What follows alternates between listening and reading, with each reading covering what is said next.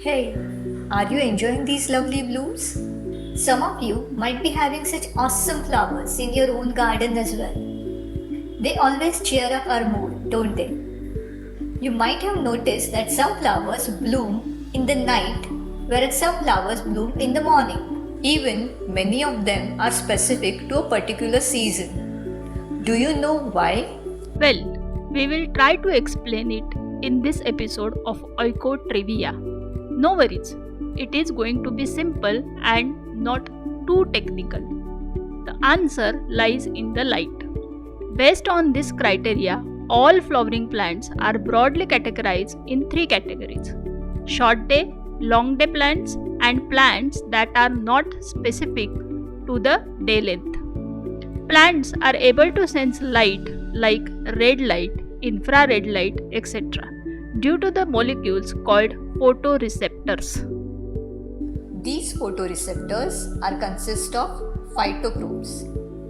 Activity of these phytochromes is dependent upon the intensity, duration, and color of light in the environment that they are exposed to. Phytochromes have protein-linked light-absorbing pigments called as chromophores. Due to this light absorption process, the contents of chromophore are activated. This, in turn, results in production of fluorogen due to the activity of certain RNAs. Fluorogen is a flowering hormone that causes the plant to flower. Depending upon the species, flowering plants will have different light requirements to trigger the formation of the fluorogen. Hence, some plant flowers when days are smaller. They are called short day plants, and some prefer longer days. These are called as long day plants. Some plants flower in night, and these plants generally have white colored flowers and are often scented. Even temperature, moisture are other two parameters that may influence the flowering. Hence, we have some plant species that flower in a specific season. Example, palash, amalthas, mango, cashew, etc.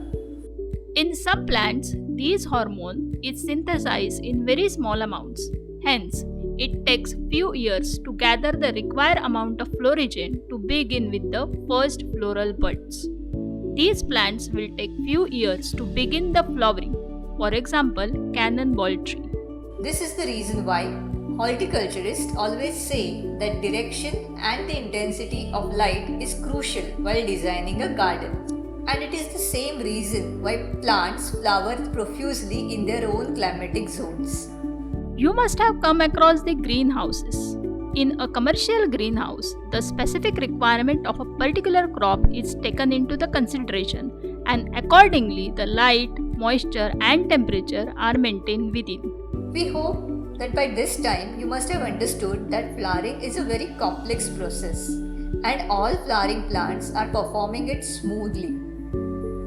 As a result of the evolution process, they are adapted to their natural climatic conditions. Too much of a human interference in these natural conditions causes pollution, which increases temperature that changes the moisture content.